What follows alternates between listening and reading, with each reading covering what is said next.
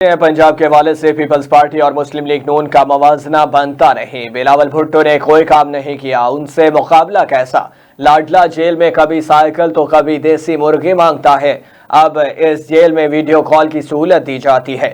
Election में लाडले की दाल गलने वाली नहीं है कि जहां जहां गए हैं इन्होंने इस परचम को लहराया है, पाकिस्तान की बात की है, हुब्बुल वतनी को फरोग दिया है।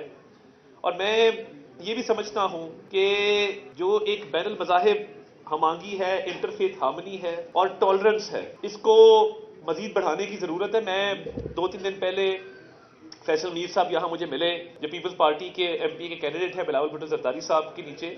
मैंने उनको भी रिक्वेस्ट की कि हम इश्यूज़ पे बात करेंगे, हम डेवलपमेंट की बात करेंगे, हम अवाम के मसाइल की बात करेंगे, हम ज़ातियात की बात नहीं करेंगे।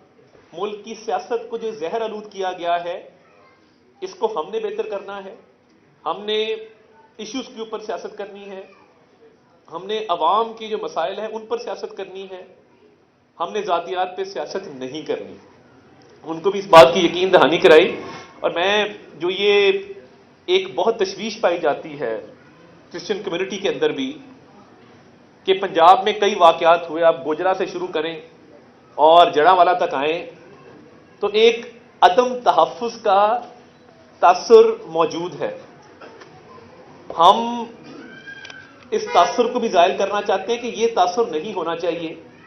हम एक दूसरे के मुहाफ़िज़ हैं, हम अमन को फ़रोग़ देंगे, एक दूसरे का साथ देंगे, एक दूसरे के ज़ामिन बनेंगे, एक दूसरे के मुहाफ़िज़ बनेंगे, तो ये पाकिस्तान तरक्की करेगा।